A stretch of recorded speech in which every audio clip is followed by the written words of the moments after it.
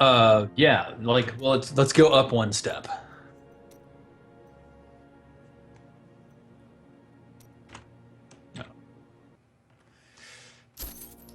Okay, there we go. Um, GPX Tide just subscribed, so huge shout out to you, GPX Tide. Thank you for that. I never have played Antichamber. I haven't either. Heard a lot about it, but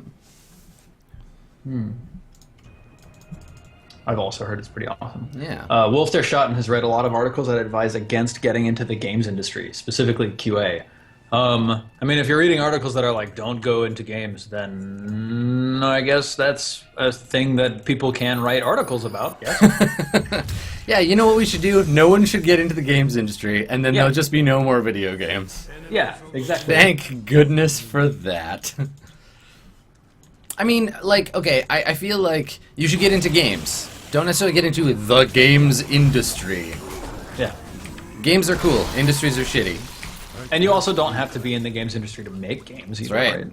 I am definitely not in the games industry in the sense that many people are. But I made a game. Okay, I'm actually losing health this time, so that's that's nice. Feels like we're actually being. Oh, there's an item in all that green shit. There we go. It's a good change. I don't know if it's a good change. If you want to get into the games industry and you have literally no other option, you may be able to get into the games industry through quality assurance. But Thank you. I would advise, if you want to get into the games industry, look for literally any other option. I mean, okay, 'Cause so I think there's this sort of like false idea, it's the myth of like just like start low, work hard, and you'll get $1 million in the future, and it applies to video games and like the games industry where it's like just get into Q&A and just do that, or to get into QA and do that for a bunch of time until you finally get noticed for being a good QA person, and then you'll get to design games, and eventually you'll be the CEO of Games Incorporated. That's the false promise of those of that advice, right? It's that being a QA is not an entry-level position for being a designer. Being a QA is an entry-level position for being QA. For being a more important QA. Right, exactly. Like, if you want to be a designer, go get a junior designer position. But it means that you have to do the work of, like, making yourself appealing to people for hiring as a junior designer. Read books, play games, make games, be able to talk intelligently about the games you're playing in your interview. You know, and I think to go back to the point that the audience member made is that the reason those articles exist that are like, don't get into the games industry, is a reaction to that whole, like, bullshit QA grind thing that... Yeah.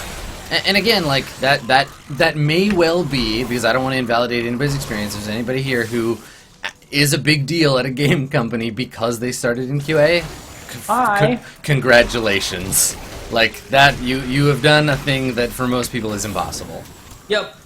I was very, very lucky. There were about 3 people from Funcom who moved up from QA into design. Yeah. But there were probably 60 QA people at peak. So if you think you're going to hit those odds, great. But I've just been incredibly lucky my entire life.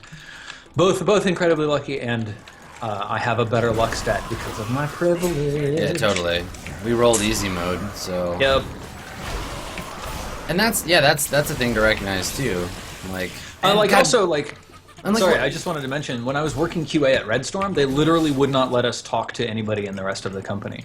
So, like, if I had been working QA at Red Storm for 3 years, I wouldn't have moved into design. But because I moved over to Funcom, I eventually, after 3 years, did move into design. So, you know, don't count on that. Spend those 3 years working a higher paying job and making games on the side, and then just start as a designer. Yeah, like listen, the thing is that the only real currency that you have is your life, right? You have the moments that make up your life, and you're trading those moments for money. And sometimes the exchange rate is lower than you want it to be because you anticipate the future promise of more money for your lifetime. Yep. But you don't want to be in a position where you just end up at the end and you're like, well, cool, like I've spent 10 years in QA waiting for my chance to be a designer. sometimes you got to make the sacrifice of like, okay, well, I'm just gonna throw some other stuff away. Like, I'm gonna be less social, or I'm gonna because you only have so much time. So you're like, well, okay, cool. We're just gonna be really obsessive about we're gonna work during the day and we're gonna design games at night, and give yourself some space to try that out instead, because it might work out better for you. Yep. Again, nothing's a universally accepted path towards game design success, but Yep.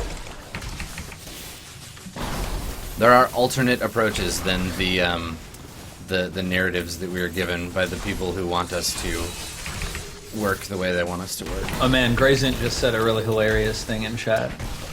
He says, or they say, I want to be a footballer, so I got a job in the concession stand. Yeah. Right, yeah. I mean, it's not even really like that because, like, yeah, from QA you can become a senior QA, you can become a lead QA, you can become a QA manager. Like, there are advancement possibilities within QA that lead to you living a very comfortable middle-class lifestyle. How about this? How about this? And that's a really valuable position. Game designer is not a prestige class that you can necessarily get into by being in QA. Like, taking levels in QA will make you a good QA. You could get to level 20 as a QA, and that's, like you said, that's like it's a part of the games industry, and like, it's a valuable thing, but don't expect the progression to lead you into design. I mean, and also, like, if you're a high-level QA person, like, your job is probably more stable than many lower-level designers, right? Like, I am now over the average in length of designer. And well over the average in length of game career. I like that long pause there. I'm well over the average in length, not to mention girth, of the designer. What is the average girth of a game designer, Steven? I think it's like a 38 or maybe a 40. I was to say, yeah, I'm actually well under the average. I was say most of the game designers I know are quite girthy as well. Yeah. Penis. It's funny. Yeah. This is why Diabros is the best bros.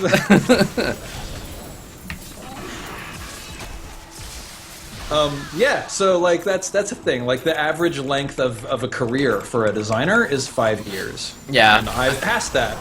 And yeah, like the average length for a tenure within the games industry is 8 years, I think.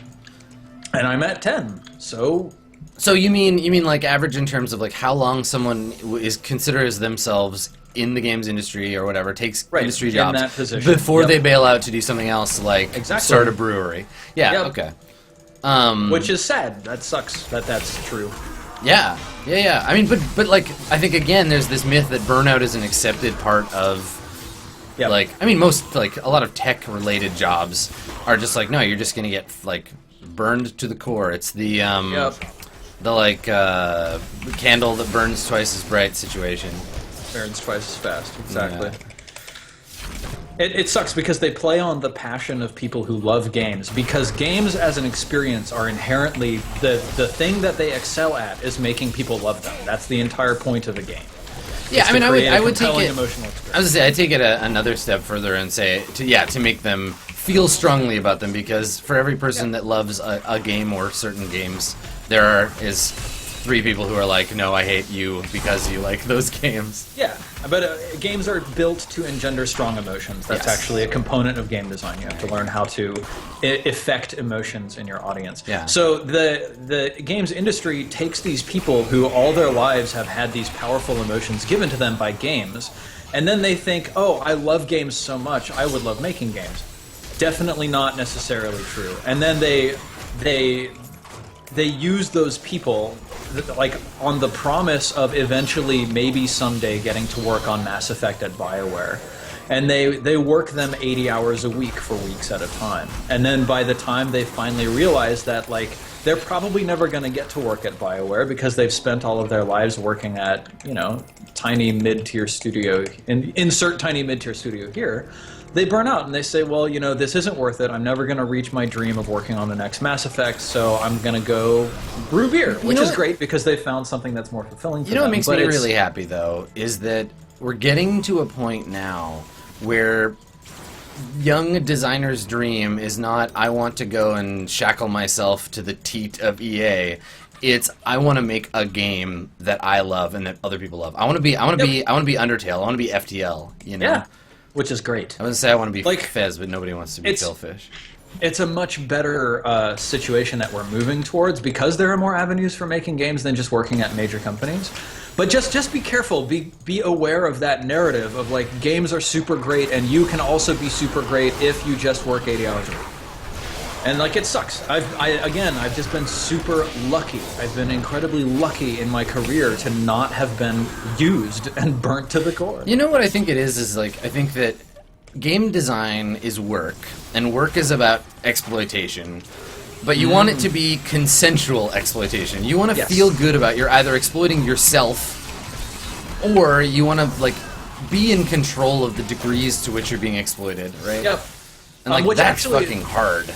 That's something that I've been active about searching for in my career. Ever since I moved up from junior designer, I was actively searching for positions and companies that would allow me to select the degree of exploitation of my labor. Right. And it's worked out. And like whether that means that I'm the team lead and I am the one doing the exploiting, aka trying my damned hardest not to, Thanks a lot. or I'm working for companies who prioritize quality of life. Like, you know, one of the major reasons that I left Eternal Crusade is behavior was just not the right place for me to be. But what it did do very well, and what I respect it for, is it maintains a really solid quality of life for its employees. Like overtime and crunch is not a culture at behavior. Yeah. They do it a little bit, but I don't consider like working 4 extra hours this week to make your deadline crunch. Crunch is when you're working, you know, for a couple of weeks and now you're working 12, 15 extra hours per week and there's no end in sight. Yeah.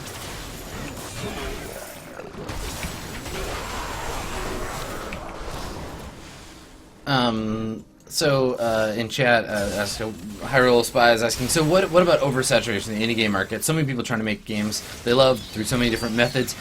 There's no such thing as oversaturation in that regard. Like, I mean, you're basically asking, what if too many video games? Yeah. I mean, the answer to that is that it's already happening. There's already too many video games, but there's also never going to be too many video games because we're building stuff in a system that money bears it out, right? So like, well, it's also kind of like asking, what if too many Twitch streamers?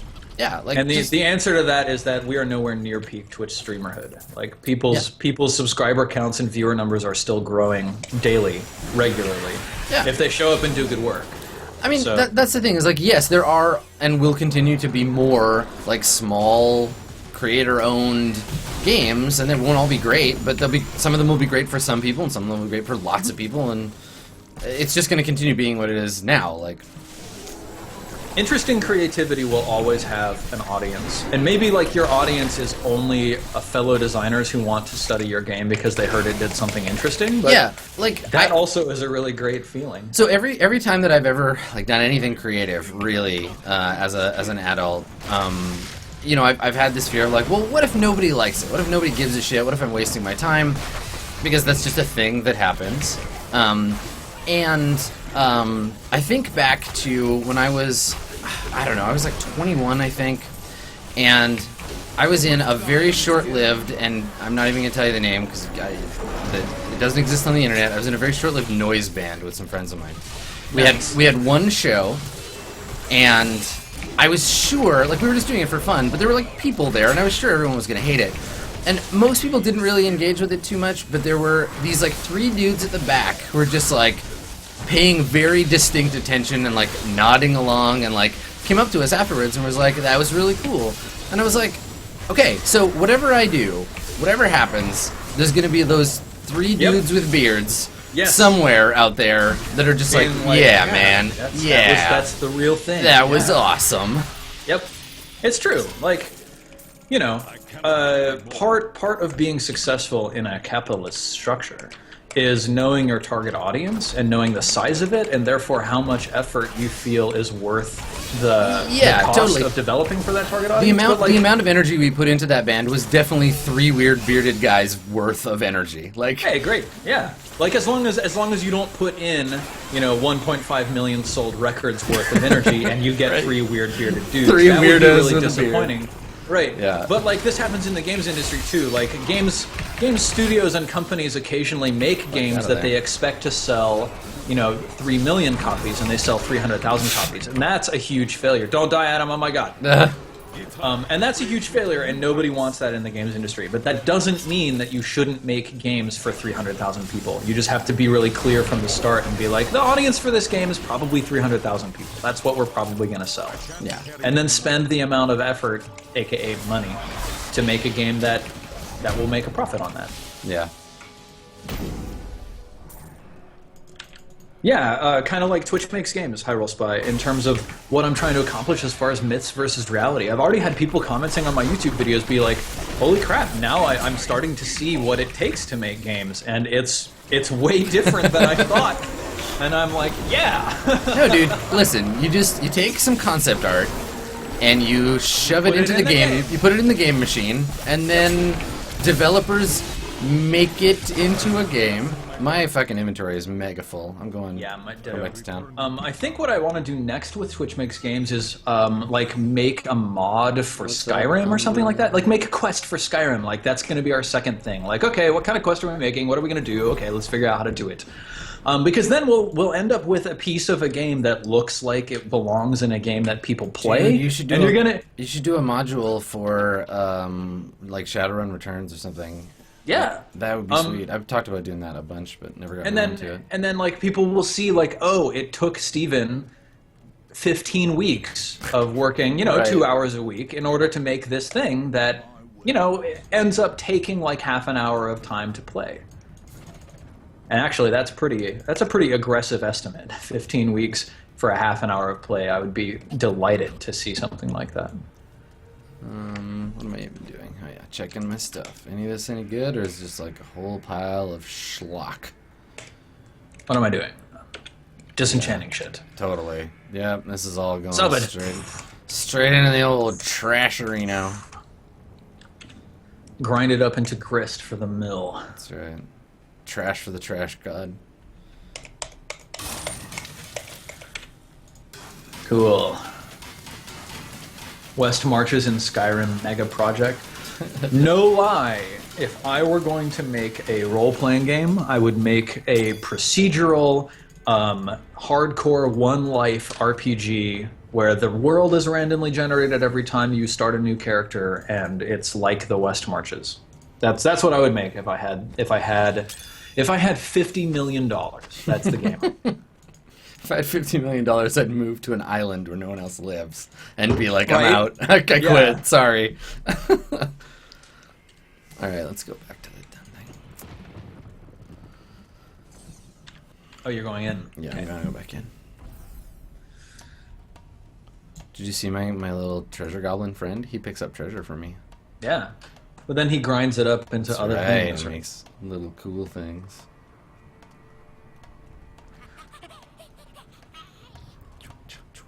Wolf's Shot and says, I legitimately feel like I would enjoy working as a designer, but the entry fee is more than a father of 5 can afford at this point. Yep.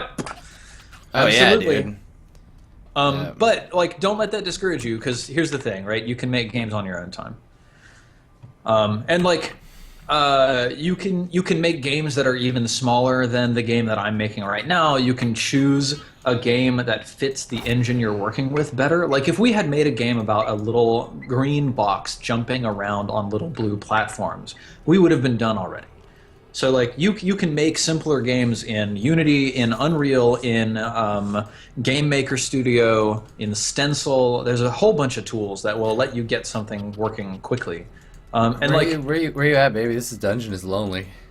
Oh, you went back in to like actually fight things. Yeah. We're done with the rift. Oh, we are? Oh, god damn. You notice that? No.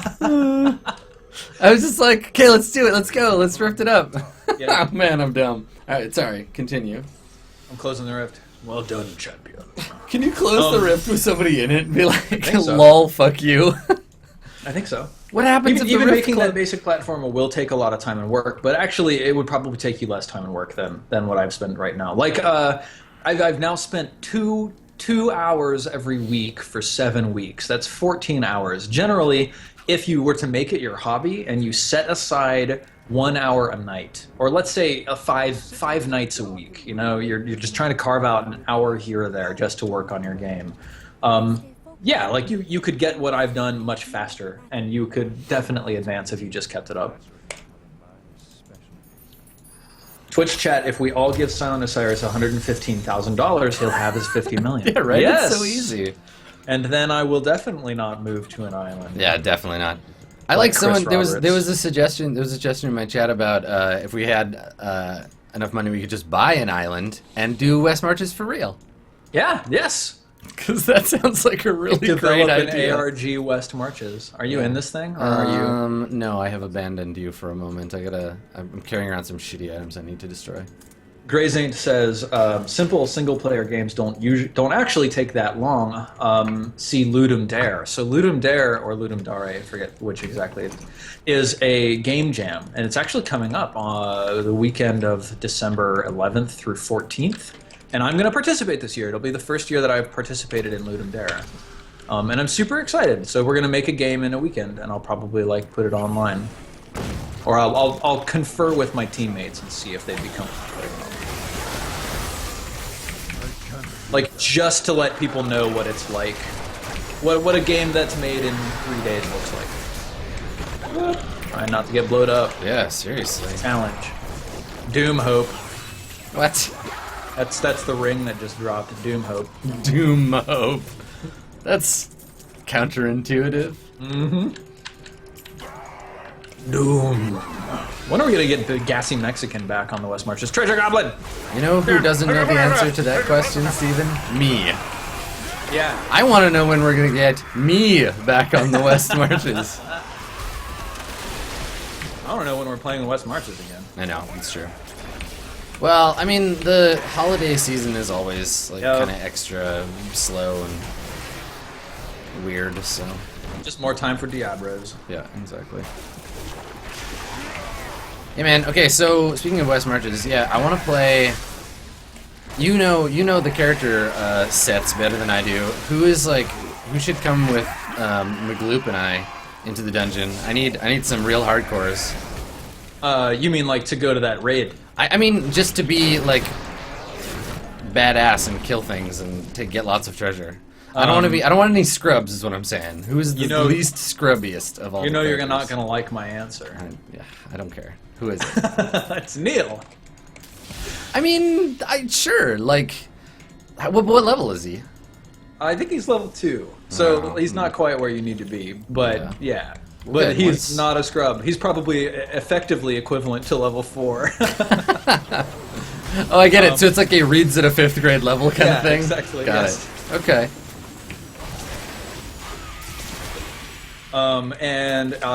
God, like every time Pocket's on, she's just MVP of like I know. whatever. I'm super excited to run Star Wars for Pocket.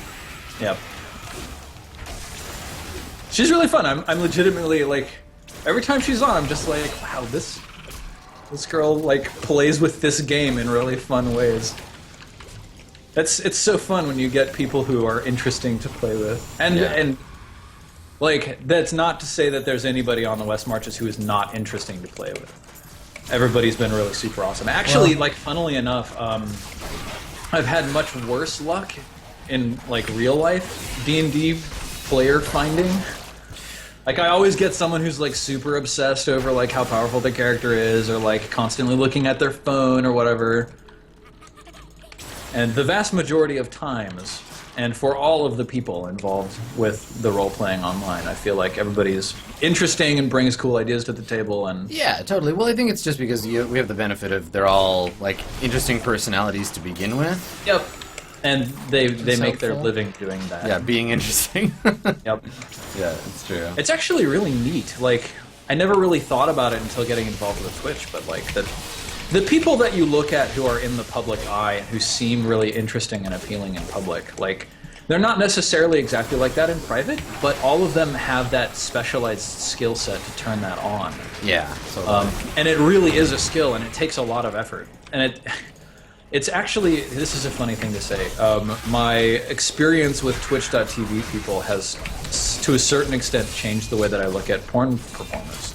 Oh, dude, Twitch, so this is a thing that I say on the regular, and, like, dude streamers are often very, like, uncomfortable about it, but streaming and, like, webcam, like, sex work, same fucking thing. Like, Yep. one of them, I mean, one of them is, like, pretty dominated by a certain, like, demographic of people. I guess they both are. But the disciplines are very similar.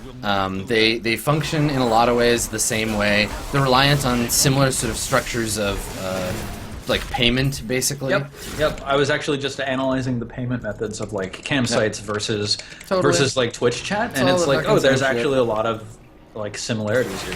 Yep. Yeah, someone needs to write a paper about it. It's just it comes up. It comes up every time people are like, you know, they get all antsy about people behaving like, you know, like cam girls or whatever, and it's like it's because people don't respect cam girls, and that's a fucking shame. You need to respect misogyny. Yep, exactly. But like that's also what I sort of realized is like women who take sexy pictures of themselves, and like streamers who people are like, oh, she only has views because she shows her boobs on stream. It's like, okay. First of all, that's not true. But second of all, it takes a lot of effort and skill to look sexy in front of people. Like, have you ever tried being sexy for someone else? It's really fucking hard. Well, try. It takes a lot of work. Let alone trying to be sexy for a bunch of people you can't interact with directly and don't know anything about. Right, like what are these people's preferences? I don't know. Like that's. I mean, I think the thing is that whether they acknowledge it or not, Twitch streamers do like image management of themselves in the same way. They're cognizant of their appearance in a similar way. Like they want to be, like they have an aesthetic to maintain. I see that more with women streamers than with men streamers, but men streamers definitely do care about it as well. But it's super obvious when you go on stream and some girl is sitting there. And she looks like she's ready for the nicest date of her life in terms of like the preparation she's put into her makeup and hair. Yeah. That shit takes a lot of effort. I don't have to do it, but I know it takes a lot of effort. I used to live with someone who would do it every once in a while. It takes a long time. Yeah. I mean, it's again, there's a lot of stuff about like you said, like I think people get uncomfortable making the analogy because misogyny, but It is interesting that they're very similar in that they're these kind of limited in a lot of ways one-directional interactions. They're built on a lot of the same currency, like social currency for the people that are in chat. You know, like it's nice, and I say this as much as a person who attends streams as one who performs them. Like it's nice to be like a regular in a channel. It's nice to go in and have the streamer be like, oh hey. You know, it's Adam, how's it going? And like to know you and like know things about the people that you're watching, and that sense of intimacy is real in Twitch in a similar way. It's just that we commodify our opinions, and sex workers commodify their bodies primarily. Their appearance and ability to make their audience feel things. Like. Obviously, misogyny is a huge factor, but I think it's worth mentioning that I think that it's not the only reason that people are uncomfortable with sex work. I think there's also a lot of internalized discomfort with our own sexuality, and like hatred or distrust of our own preferences, and like a sense of lack of control over our own preferences. Yeah. Well, and also like at large, we're generally not meant to engage like culturally in North America, at least, because there are obviously people in the audience who are not North American. But we're culturally predisposed to engage with sex stuff in a very secretive, sort of shame-driven way. Yep. And so you know you end up in this place where people don't like the idea of having their like pure video game experience tainted by sex, but on the same token, like the people that complain about, women streamers dressing provocatively, I'm gonna guess there's a non-zero number of those people who visit campsites too, and it's just keep your chocolate out of my peanut butter kind of situation. Yeah. Well, I think the complaints that I hear about this are almost always deal with like a sense of fairness and how unfair it is that like this woman is getting way more viewers because she's showing her boobs or whatever, and it's like I don't really get that. I think that doesn't grok for me. I think the thing is, like, you gotta respect the fucking terms of service because they exist. Yeah. Because Twitch is meant for a specific kind of content, but it doesn't say, like, how... Don't look sexy. Yeah, it doesn't say, like, don't leverage certain things about yourself to, like, get views. It's just tough. People have a weird expectation of the way things should be, and forget that if you don't like it, just don't watch. Like... It's cool. That's why I think it's kind of like unfair. It's like my favorite streamer doesn't get these views because he's a guy, whereas that girl only gets those views because she's a girl, and it's like, what? Why do you think that? That seems really strange to me. And like obviously some of that does happen. Like there are people who prefer to watch women over men, and that's it's a thing. There are people who prefer to watch men over women. I don't know. It feels really weird in a jealous and controlling way. Yeah, well, I mean, honestly, like, I feel like, really, we sort of get very quickly, like, you and I specifically get very quickly to the point where our opinions are sort of tapped out, right? Where it's like, cool, well, now you know what two white guys think of the matter. Yep. It's great to be having this conversation with you, fellows. Exactly, fellow white man. My, it's sure pleasant in this echo chamber. So, that's the thing. Like, as with every issue ever and everything any human being has ever given a shit about, it's important to have different opinions, and dissent is valuable. And it's also important to remember that Adam and I are also both coming from a North American cultural standard, which is not the same everywhere. No, don't hit me with your pentagrams. I mean, I love pentagrams and stuff. Your pantygrams? I don't want... if Tetris wants to send me a pantygram, that's fine. Yeah. She has my consent, but she's gonna be dead in about 4 seconds, so... get out of the black goo. 10 out of 10 would smash. Very literally.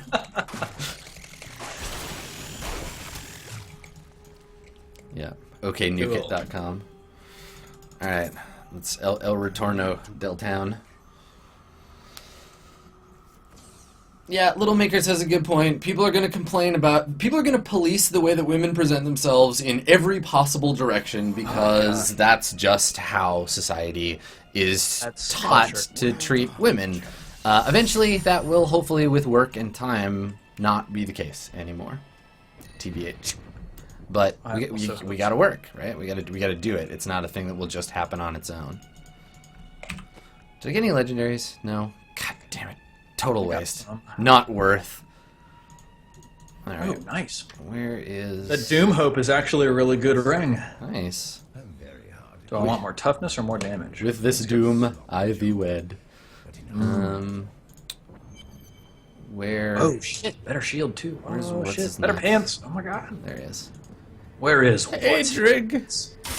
Hadrig! Kill me! God damn it, Hadrig.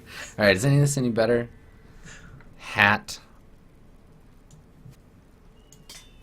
Yeah, that hat's slightly better. Okay. How about any of this other horse shit? Nope. Nope. Double nope. Oh, there we go. New belt. Oh, but I want to throw a magic dagger at people. The Sash of Knives.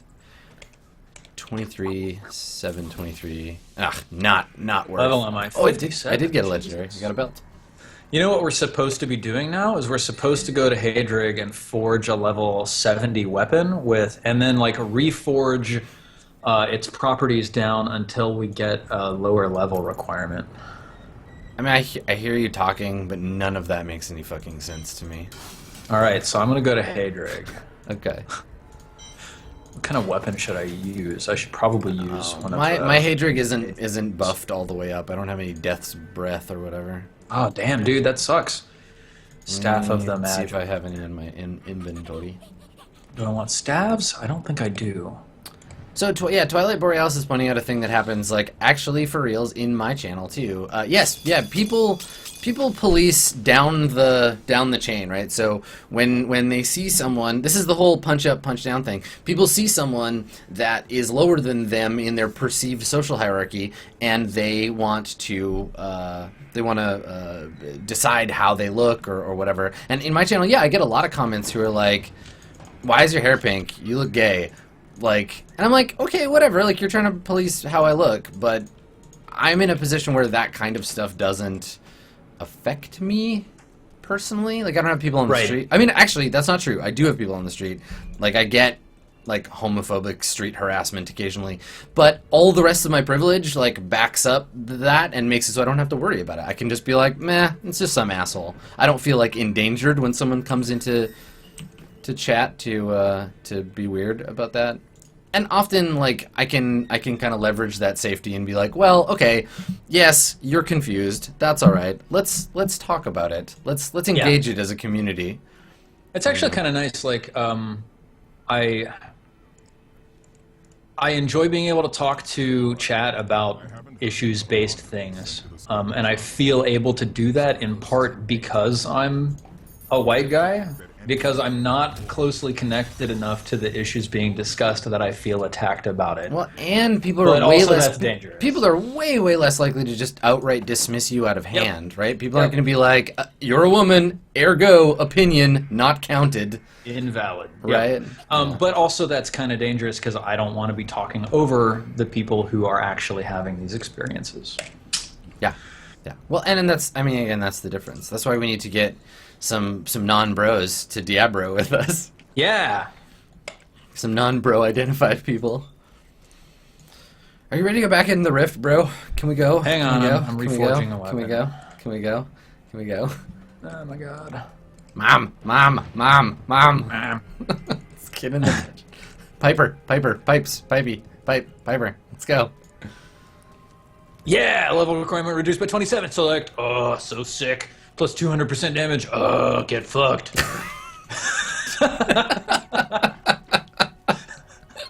Remind me never to have sex with you.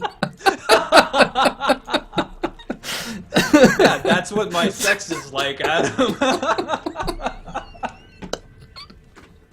Oh god, no. Oh no. Oh no, I don't want that.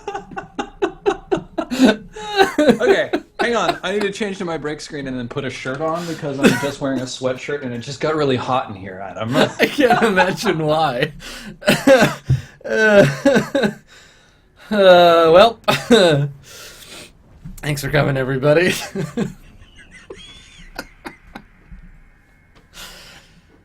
I'm gonna go look at my talents. Maybe that'll help distract me. All right. Let's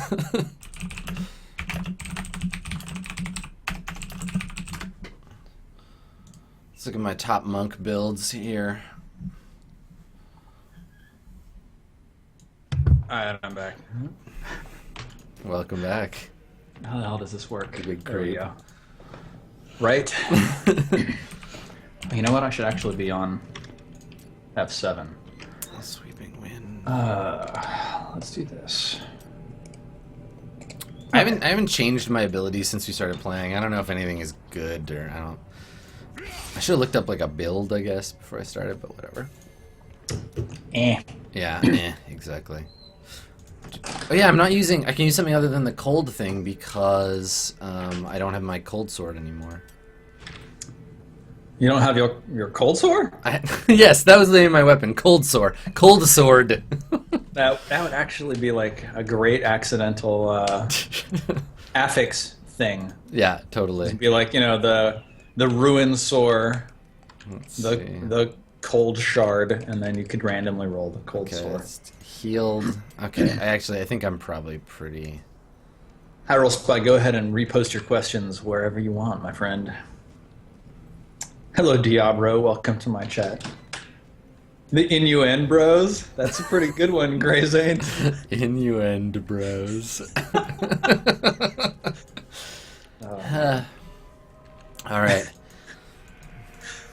Have we? Oh yeah, we've got a new rift. Okay, let's go. Basically, we just need the audio clip of you getting really excited about that magic item, and we need to combine it with that image of you getting really excited about Netrunner. Swan Song, yes. Yeah, just put the two of those together, and then... God, why do I do this to myself? It's funny how, like, your personal brand is not actually something you're actually in control of. No, it's true. It's what people get excited about, and then whether or not you want to engage with that. Yeah, you can encourage it, but... Yeah, I'm pretty much perfectly happy as the Steven Meme Face guy. I'm okay with that. It's true.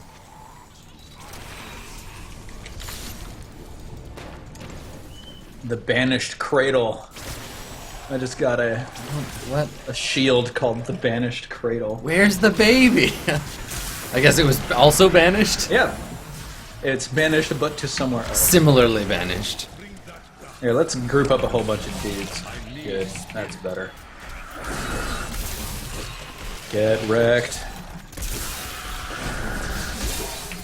Except for Jeff's brand, of which he is in control. Ha ha ha ha.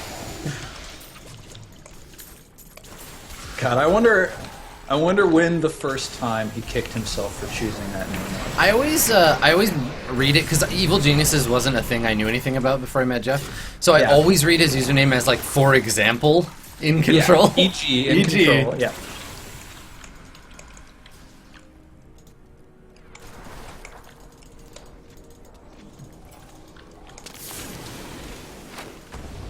All right. Oh. Let's go this way. Someone's asking, what tools do you or Adam feel like you're missing in terms of automating GM tasks?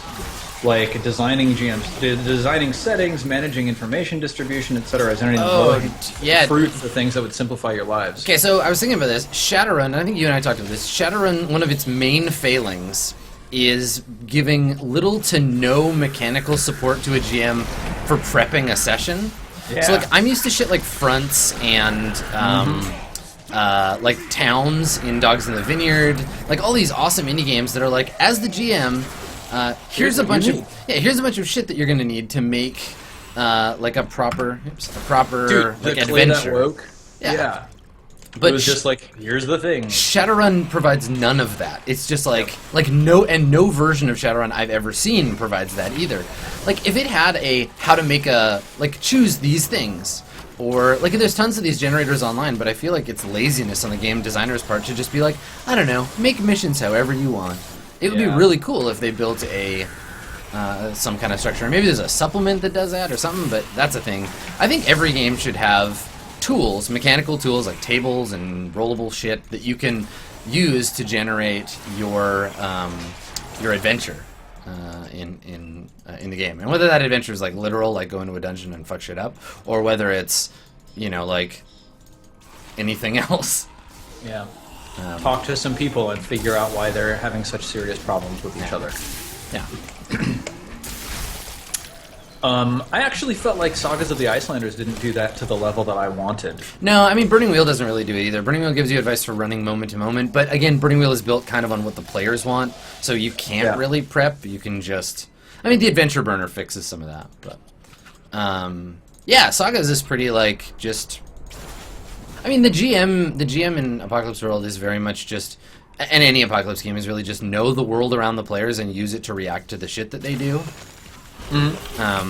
Like, did you, when you played Sagas, did you use whatever they call fronts in that, the like Loki fronts and the Odin like fronts I tried and stuff? to, but then like very quickly my players sort of got away from the things that were important in the fronts. I don't know. It was really weird. I don't feel like I did a particularly good job of running that game. What made you feel that way? Like, I didn't feel like I was I don't know, in control of what was happening to the same level that I usually feel, and I don't mean like railroady in control, but more like I didn't feel like I had the tools and preparation necessary to make sure that things felt snappy and impactful and interesting. I don't know. I mean, it's interesting because you've got this double challenge of like the games. A lot of the time, the games you run on R&D are games that I feel like I understand why you chose them, and I would love to play them with you, but I'm not sure that, like, again, we talked about this a little bit before, the idea of the people you're playing with engaging in the system or not. And like with R&D, you almost need players who are going to like actually give a fuck about why the rules interact in certain ways. Yeah. Which isn't to say that the Sagas folks didn't, but it does seem like that tends to be a challenge, because it's really, Steven tries to understand a game with a group of people who Steven tells the rules of the game to. Yeah. Yes. It's true. And for what it's worth, like, I thought, like, some of them really did engage with the rules of Sagas of the Icelanders really well, and, like, once they got around, like, oh, here's what I need to do to earn experience and level up and stuff, then they were like, oh, let's actually start really, like, playing with this. Yeah. And that was really cool, though not everybody was able to do that to the same degree. Someone asked, Humplehack is asking, did we do the what do you think about this system talk with Sagas? No. Just because, like, it's hard to do that when you're finishing a game at the 4th hour of the play session. Do you ever like, feel like West Marches has, like, does a lot of the things that R&D kind of set out to do originally? Like, just in terms of, like, rotating casts and stuff? Yeah, I think it does. Yep. Like, rotating cast, yeah. Yeah. Okay. I mean, that's the primary thing. Like, the other thing that R&D set out to do was to explore different systems. Sure. Which West Marches is not doing. Right, it's the opposite of the what West Marches is doing, yeah. Yep. Interesting. So it does some of the things. Like, from a Twitch channel perspective, yeah, definitely. Yeah.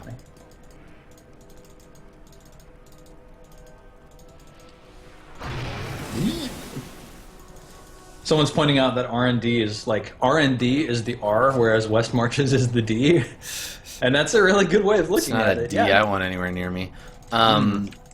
Yeah, I mean, I think that's true to an extent, but it wouldn't be like the audience that we have now. The people that are in these chats are the kinds of people that watch stuff like Hack Attack and watched the first like season of Being Everything Else, and like engage in a way that I think that people who casually watch R&D don't necessarily. Right. Like, obviously there's overlap, but like I think that you get West March's audience in R&D, that people that are watching because Krendor is on the show, or because Jesse's on the show, and you get random fans of the players. Sure. Which probably is not.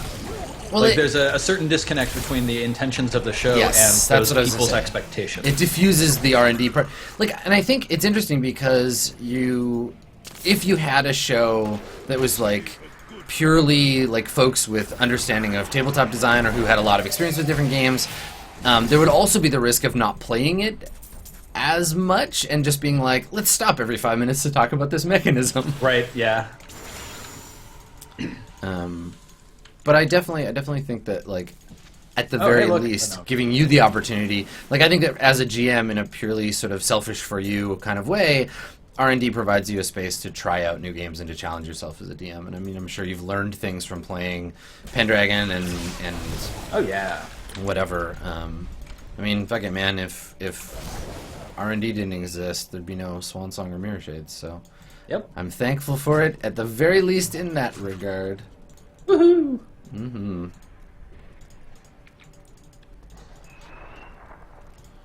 How long does R&D usually run? 8 episodes? 10? It's like 4 to 8. Oh, okay. Basically. That was the original intention, at least. Yeah, that makes sense. We do some of that with like Roll20. Like we did Apocalypse World, intending to do 10 episodes, like 8 to 12, and we ended on 10. Yeah. Both our other shows are just passing the 10 mark now. So Burningville and OSA are both on 11. Like, I don't know. I wish I had more time to make role-playing stuff happen. Yeah. But it's a huge time commitment to GM a game. Like. Yep. I would love to GM 2 games instead of 1 game. because then I would be able to like take lessons learned from other games and bring them into the West Marches, and that would be really nice. Like into the creation of the West Marches. Like my current worry is kind of like I worry that at some point we're gonna have to put the West Marches as a show on hold for a while I go learn more about other games. Right. And then come back and be like, okay. Yeah, and that's the trick, right? Like you got to play like Torchbearer and Ryutama and like these other games Lord that are of the Rings, kind of doing similar things. Yeah. I would love. So you're there's I think a pylon down here. I'm gonna grab it before I come in there. You're one of the few people that I know that has had like you like that Lord of the Rings game, right? Yeah, the One Ring. Mm-hmm. Yeah. Now, but you haven't played Mouse Guard. No. Okay. I would. Yeah. See, that's the thing. I would love to see what you think of the two sort of side by side because I've read but haven't played the One Ring, and I've played a ton of Mouse Guard, and it's my understanding that they're very similar in the way they're structured. But that Lord of the Rings, I don't know, which edition do you have? Do you have the like one where they fixed it and put in an index, or do you have the first edition? I don't actually have it yet. I played it like 6 years ago. Okay, so yeah, you have the Gen Con release. Yeah. Because the original book was not very well laid out, and like it was very difficult to find shit in. Right. I mean, I wasn't the runner. I was the player. Yeah, interesting. Because it's I understand that they're fairly similar in that way. The kind of like game about traveling, and they have some similar systems and stuff. I've heard that also. I also want to play like some more indie old school style games because like the West Marches is supposed to be OSR in feel. So like getting more experience with that would be really good. Yeah.